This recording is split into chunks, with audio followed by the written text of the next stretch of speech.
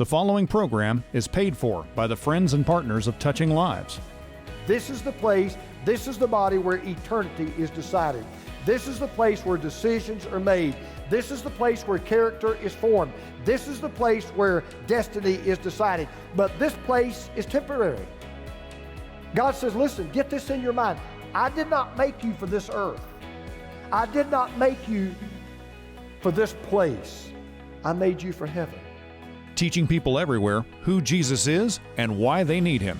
This is Touching Lives with James Merritt.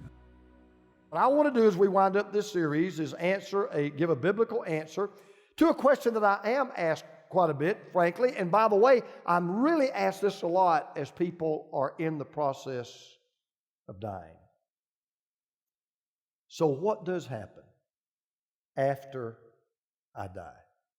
What's it like? What can I anticipate? Can I even know?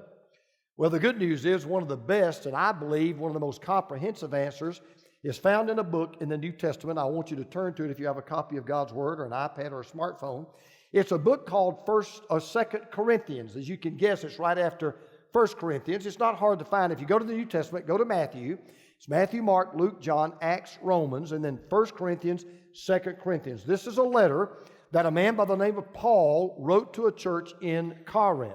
And evidently they were asking that very same question. Hey, what happens after we die? We believe in Jesus. We're Christians. We're followers of Christ. But we really would like to know, so what happens after you die? And I want to share with you today why I believe what Paul tells us and what Paul wrote does best fit the reality of both life and death. Because the very first thing he tells us is something that we already know anyway, okay? First thing Paul says is this: we are going to die physically. We all know that. We're going to die physically. Here's the way he puts it in 2 Corinthians 5, verse 1. He says, for we know that if the tent that is our earthly home is destroyed, we have a building from God, a house not made with hands, eternal in the heavens. Now, what Paul is talking about in the first half of this verse is our body. The word there for home, our earthly home, that word means house.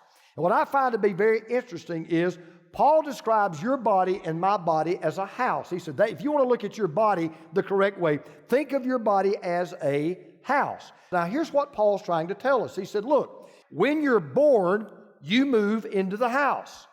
When you die, you move out of the house. It is a house. See, in a real sense, people don't get sick. Bodies get sick. People don't grow old. Bodies grow old. You say, where do you get that idea? Well, Paul himself kind of alluded to this in the last chapter before this, chapter 4, verse 16. Here's what Paul said. Paul said, we don't lose heart. Though our outer self, that is the body, the house, though our outer self is wasting away, we'll come back to that in a moment, our inner self, that's who we really are, our inner self is being renewed day by day. Paul said, and I've met people like this, Paul said it is very possible to be growing older on the outside, but growing younger on the inside. We've got people in our church, and I really do love them. We've got people, they're what we consider physically and physiologically and chronologically, they're old. But mentally and in their attitude and spirit and heart, they're young. That's why they're here. That's why they're in this church. They want to be a part of a church that's trying to reach the next generation. They want to be a part of a church that their grandchildren want to attend. They're old on the outside, but they are young on the inside. Paul said that's possible. You can actually be growing younger on the outside while you're growing inside, while you're growing older on the outside. And that's why he refers to our outer nature. He said our outer self is wasting away. You know what that word wasting away literally means? It's so apropos for what we're talking about. It means to decay. And if you think about it, that's exactly what houses do over time. I don't care how nice your house is, given enough time, your house decays. Houses grow old. Things begin to fall apart. The paint begins to peel off. The plumbing has to be replaced. Truth of the matter is, you can repaint your house, this house. You can refinish your house. You can refurbish your house. You can strengthen the hinges. You can replace the doors. But the house that you live in right now is decaying even as we speak. Your house is starting to decay. Now that raises a question. So why did God build decay into our house? Why would God bother putting us into a body that is dying from the moment that it's born? There's a very simple answer to that question. Because this house was never meant to be your permanent home. This house is not the house that God built for you where He wants you to live forever. This body was never meant to be your final house. Let me put it to you this way. God never wants us to be totally at home in this home because this home is not our home. All right, let me say that again. God never wants us to be totally at home in this home because this home is not our home. Your body has an expiration date. Your spirit has a moving date. One day it's going to happen to all of us. We don't know when, don't know where, don't know how, but one day your body is going to expire.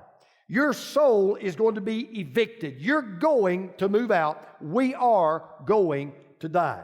Now, I haven't told you anything that you don't already know, but Paul's letting us know, look, I get it, I understand, I know how life works. Life's going to end. The body is going to die. Now Paul says, okay, now let's get into next. Let's get into after. Here's the second thing he tells us.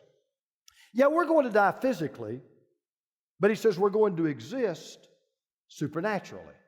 Now, the big question is, real simple, when I close my eyes for the last time, at that exact instant, what happens? Paul says, simple answer. Two things happen. One thing happens immediately, and another thing happens ultimately. Now, what I'm going to do is I'm going to do what Paul did. I'm going to take them in reverse order. Let me tell you what ultimately is going to happen. Let me just say this now. I'm only talking to those of you who are followers of Christ. I'm talking to those of you who have trusted Christ as your Lord and Savior. If not in that category, I'll talk about you at the end of the message. Right now, I'm just dealing with what I will call God's family. When you die, Paul says there's something that's going to ultimately happen to you. And here's what it is. Verse 1. He says, once we leave our body, eventually, ultimately, we have a building from God, a house, there's that term again, not made with hands. It is eternal in the heavens. Now, what Paul is talking about is what the Bible refers to as our resurrected body. When Jesus came back from the dead, He had a brand new resurrected body. Paul says we're going to have exactly the same thing. So he says, okay, now get this down in your mind right now. Your body is an earthly house. The body you're going to have will be an eternal home. The body you have right now is mortal. The body you're going to have is immortal. The body you have right now is vulnerable. The body you're going to have is invincible. This body can get sick and die. That body will be forever healthy and live. This body, the body that we're going to have, is not going to be man-made. It's going to be God-made. It's not going to be a natural body. It's going to be a supernatural body. And by the way, that's why he goes on to say this in verse 2. He said, for this, in this tent, that is the body we're in right now, we groan, longing to put on our heavenly dwelling. Now, here's what he was saying, and you'll find this to be true. There will come a day that as your body begins to decay and it begins to break down and it begins to wear down, and you begin to have aches and you begin to have pains and you got to make more visits to the doctor and you got increasing health care expenses and all those other things, you'll begin to say, I wish I was 25 again. I wish I was young again. I wish I had that youthfulness in my body again. Paul said, you're right. We long to put on, because what you don't even realize you're doing is that's just kind of a foretaste of what you're really looking for. Because again, remember, this body, the new body we're talking about, is not made on earth, it's made in heaven. Our new body will not be subject to physical laws, it will be subject to heavenly laws, which means it will no longer be bound in what I call the chains of mortality. In other words, we're going to have a body that sin cannot corrupt and death cannot kill. I mean, think about a body, a real body now, but think about a body where there will never be another need for a checkup because it's always healthy. No need for exercise, it'll always be strong. No need for medicine, it'll always be well. No need for sleep because it'll always be rested. Now, I realized, and I thought about this when I was working on this message, I thought, now, if you start going there, you're going to open up a Pandora's box of questions people are going to be asking right now. And I know what some of you are saying. You're saying, hey, could I ask a question? So, what's my new body going to look like? Or, what's my new body going to feel like? What color will my new body be? What texture will it have? Will we all look like we do now? Okay, well, I can answer all those questions in 3 words. I don't know. I don't know, because the Bible doesn't tell us, so I really don't know what the answer to those questions are. Here's the only thing I do know. When God gives us our brand new body, we will be totally satisfied with it. We'll say, I cannot believe this is the body I have for all of eternity. In other words, we'll never even think about plastic surgery. Think about it. There won't be any need for photoshopping. No need for touch-ups. No need for makeup. No need for Botox. I mean, this new body, Paul says, tailor-made, custom-fitted, crafted by God, absolutely perfect. So, Paul says, ultimately, what's going to happen when we die, ultimately, at the right time, we're going to get a brand new body. We're going to exist supernaturally. Now, I haven't answered the big question. You're saying, okay, I just want to know one thing. The second I'm gone, what happens? Paul says, okay, here's the answer. We're going to live eternally. We're going to die physically. We're going to exist supernaturally, but we're going to live eternally. So now we're going to answer the question. Okay, it's what you came to hear. What happens the moment we die? What can we expect? Now, Paul leaves no doubt. He tells us, okay, you want to know immediately what's going to happen? I mean, absolutely right then. Here's what's going to happen. Verse 6. So we're always of good courage. In other words, let me just stop. He says, I don't ever fear dying, and you shouldn't fear dying either. Death is not anything you have to fear. People say, well, I'm not afraid of death. I'm afraid of the unknown. Well, there is a certain part that's unknown, but there's a certain part that's not, and this is what he's going to tell us. We know that while we are at home in the body, we are away from the Lord. For we walk by faith, not by sight. Yes, we are of good courage, and we would rather be away from the body and at home with the Lord. Another translation says we'll be away from the body, we'll be absent from the body, and we will be present with the Lord. So, question. When a follower of Jesus dies, does he enter into what people call soul sleep? Not according to Paul. Does he go into kind of a purgatory state, kind of a holding tank? Nope, he doesn't do that either. He says, no, the moment that you die as a follower of Christ, you are immediately and instantaneously transported into the presence of Jesus. Now, here's what I want you to understand. This is where people get confused. After we die, you don't immediately get your new body. You don't immediately move into your new body. Now, there's a time you're going to move out of this house, but you won't yet move into your new house. You know why? Because here's what. God is so good, and God is so fair, and God is so just. He says, look, everybody gets their house at the same time. Everybody's going to move in at the same time, okay? So there's going to be a time when this life is over, this world's come to an end, Christ is going to come, and everybody gets to move into the new house. But in that interim period, our spirits go to be in the presence of God. We go to be with the Lord. Now, that, by the way, that shouldn't surprise you. Because if you've really read the Bible and really kind of thought things through, you'll know, for example, that is exactly what happened with Jesus. You remember when Jesus was hanging on the cross, he's about to die, he's about to breathe his last. His last words were, Father, he says, into your hands I commit my, what's that word? Spirit. Father, into your hands I commit my spirit. He didn't commit his body. Why didn't he? Because his body was on the cross. He couldn't commit his body. His body's about to be buried. But he says, I commit my spirit to you. How about the thief on the cross? You remember what he said to the thief on the cross? He said, truly I say to you, today you will be with me in paradise. Well, he could have been talking about his body because his body was being buried that day. He died that day. So when he said your spirit, your soul, who you really are, that spirit that's been living in that house is going to be with me. See, this is the way it works. I had a professor at Southern Seminary. His name was Clyde Francisco. He's my Old Testament, one of the Old Testament professors. Great guy, funny. He was one of the funniest guys that I've ever come across. Just had a way of making the Old Testament funny and just really interesting. He was a great professor. Well, years after I left the seminary, somebody called me and said, "Hey, did you hear about Dr. Francisco?" I said, "No." They said, "He died." And I said, "Are you kidding?" They said, "No." They said, "My mother was there when he died." I said, "What do you mean your mother was there?" Dr. Francisco was in a church and he was preaching on a Sunday night. And while he was preaching, he got right in the middle of his sermon, he literally said this. He said, "You know, it would be wonderful. It would be wonderful if right now I went into the presence of Jesus," and he dropped dead on the platform. Dropped dead right there preaching. I mean, dropped dead. I said, "Wow." So what a way to go. I'm really, not yet. But let me tell you, what Paul said was, if I were to all of a sudden drop dead on this platform, you can rest assured I would be with Jesus before my body hit the floor. He said, you will immediately be absent from the body. You will be at home with the Lord. I tell people this all the time. Can I just be honest with some of you in this room, some of you listening, some of you will be watching this on television.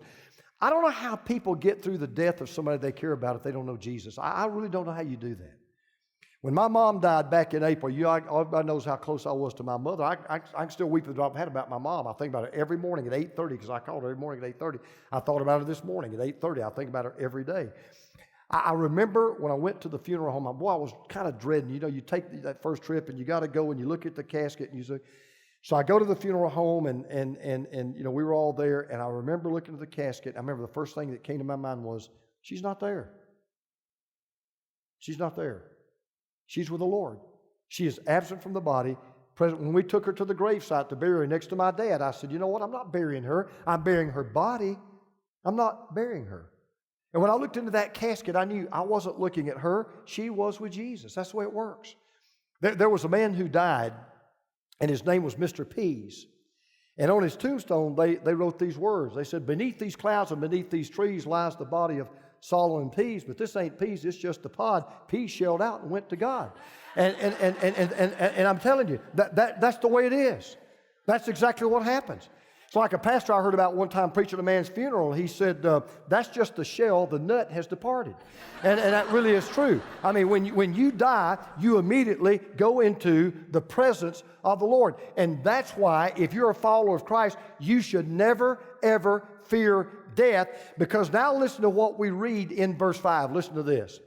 He, that is God, who has prepared us for this very thing is God, who has given us the Spirit as a guarantee. Now listen to what Paul said. Paul said, from the time you came out of your mother's womb and took your first breath and gave your life to Jesus Christ, God began preparing a place for you. And God began preparing you for that place. God has made us what we are right now so that He can remake us into what we ought to be. And by the way, that word prepared is so big. Let me tell you why. If you don't hear anything else I say, listen to this. Listen. You're not prepared to live until you're prepared to die. And you are not prepared to die until you're prepared to receive what God has prepared for you. You're not prepared to live till you're prepared to die. And you're not prepared to die until you're prepared to receive what God has prepared for you. See, right now, right up here, this is the place, this is the body where eternity is decided. This is the place where decisions are made. This is the place where character is formed. This is the place where destiny is decided. But this place is temporary. God says, listen, get this in your mind. I did not make you for this earth. I did not make you for this place. I made you for heaven. I didn't make you for this body. I made you for my body, the body that I want to give you. And this is not the end. It was never meant to be. And I tell you, this is why this is one of my favorite passages in the Bible. Because every time I read this, I think to myself, boy, I'm so grateful I don't have to consult a fortune teller or a Ouija board or an astrologer or a deck of cards to find out what lies on the other side of death. God's already told me all I need to know. God's already told me all that I need to hear and all I need to have to know. I don't have to be afraid when death comes to my door. So I want you to listen again to this last statement. We're going to wrap this up. Listen. Paul said, we would rather be away from the body and at home with the Lord. So if you're out there today, and even if you're a believer in Jesus, and you're still sitting there and you're saying, you know, Pastor, I get it and I hear it, but you know, I'm still afraid of dying. I just fear it. I know it's that unknown, but I just fear it. And there'll come a time when you're going to say, just like he said, you know, it's been a good run. I've had a great life. I love my family, love my friends. But Lord, if it's all the same to you, I'd just rather be absent from the body, and I'm ready to go home to be with you. That's the way God works it. That's the way God operates. When it comes, when that time is there, you'll know it. Because you know, people ask me this all the time. Where is heaven? And I'll tell you what I tell them. And it just shocks them. They'll say, you know, is heaven, you know, when we talk about heaven, we just naturally look up, right? Talk about hell, we just naturally look down, okay? So people say, so is heaven really up and is hell really down and all this? And let me tell you, I can tell you exactly where heaven is. Heaven is wherever Jesus is. Wherever he is, that's where heaven is. Because everywhere Jesus steps his foot, that becomes heaven. See, it's not the streets of gold that make heaven heaven. It's not the pearly gates that make heaven heaven. It's not the flutter of angels' wings that makes heaven heaven. It's not all the people that have gone before us that makes heaven heaven. It is Jesus that makes heaven heaven. And Paul said, when you are absent from the body and you're present with the Lord, you will be in heaven. So let me just close with this. Listen, close with this. The story I'm going to tell you, let me tell you what's amazing. The first cousin of this family I'm going to tell you about was in our church here this morning at 9:15. I didn't even know it. They had no clue I was going to tell this story. It's really incredible how small this world is. In my former church, I pastored a couple, Henry and Elaine. Henry and Elaine were they're one of those kind of behind-the-scenes couples, very quiet, very soft-spoken, very sweet, just very kind, very faithful, kind of one of those couples that are always there when the doors open. You know the kind of couple I'm talking about. Love their church, love me, but just not real out front, not real vocal. Well, Henry, short little guy, Henry got cancer, and it was bad, and it was terminal. So in his last days, he kind of went into this like semi-comatose state. He was not conscious, and matter of fact, the nurses told Elaine, you know, we don't know whether he can hear you or not. We don't really know, you know, whether he's listening or not. Doesn't hurt to talk. We just want you to know. We just really don't know whether he can hear anything or not. So for a few days, they had no communication whatsoever. And so Elaine, as you would, you know, she just said, Lord, if it would, you know, if you'd be so good and if it'd be your will, could I just talk to Henry just one more time before he dies? Well, just before he died, Henry rallies. Elaine was sitting there by his chair, and I think maybe been watching TV or something, and all of a sudden Henry opens his eyes. Hadn't done it in days. Henry opens his eyes. And he looked at her, and she looked at him, and she said, Henry? He hadn't said anything in days, and he looked at her, and he said, Elaine, I've been talking to Jesus. And Elaine says she leaned up real close because he couldn't talk very loud. He was very weak. And she leaned up real close, and she said, well, Henry, what did Jesus say to you? And Henry, last words, Henry said, Elaine, he said, Henry, I've come to take you home. That's what happens to every child of God. At that moment of death, listen, whether it's a heart attack, a stray bullet, an automobile accident, a stroke, doesn't matter. At that moment, you'll hear that voice. And you'll know who it is. It'll be unmistakably clear. Hey, it's Jesus. I have come to take you home. Stay tuned for a final word from Dr. Merritt. I'm holding in my hand one of the coolest devices for spreading the gospel I've ever seen in my life. It's called the Encourager, and let me explain to you exactly what this is. The Encourager is a solar-powered device that contains the entire Bible in audio form in both English and Spanish. It also contains space for many of my messages in audio form to be loaded right into the device. Now here's the best part. Touching Lives can place encouragers into the hands of people in some of the most remote parts of the world for only $35 each. Now just imagine allowing someone who may not even read or write to hear God's Word spoken perhaps for the very first time. You could partner with Touching Lives to help us expand projects like the Encourager. To learn more about the Encourager and how to support our ministry efforts all over the world, go to our website at touchinglives.org.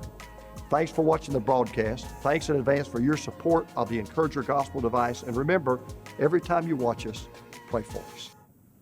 Join James and Teresa Merritt in the beautiful Smoky Mountains November 27th through the 29th for the 8th Annual Mountaintop Conference. This year features an outstanding new venue, powerful teaching sessions with Dr. James Merritt, a special concert with Charles Billingsley, and a night of comedy with Dennis Swanberg. Start the Christmas season in the Smokies and join us for this year's Mountaintop Conference, November 27th through the 29th. Call 1-800-413-1131 or book online at touchinglives.org. I want to thank you for tuning in to faithfully watch this series called Stump. I want to invite you to join me for a brand new series starting next week called The Cross-Shaped Life. I developed the Cross-Shaped Life series to help believers think through some very basic aspects of what does it really mean to be a believer by asking 4 questions. Do I have a spiritual birth certificate? Am I in my sweet spot? Is my flashlight on? And who has my password? Each week, we'll take one of these questions, unpack it, and see how to apply it to your daily walk with Jesus. I promise you this series will radically change the way you approach your daily life as a follower of Christ. And I will challenge you to think deeply about your day-to-day effectiveness as a servant of God. As you can see, I'm pumped about the Cross-Shaped Life, and I'm confident this series will bless you and challenge you. So the series starts next week with the first question, do I have a spiritual birth certificate? And it is foundational to all of the other messages. So make plans now to tune in for all 4 messages of the Cross-Shaped Life. Thanks again, as always, for watching Touching Lives, and I look forward to connecting with you again next week. Touching Lives, teaching people everywhere who Jesus is and why they need Him. This program is sponsored by Touching Lives Ministries and is made possible by the grace of God and your faithful prayers and gifts.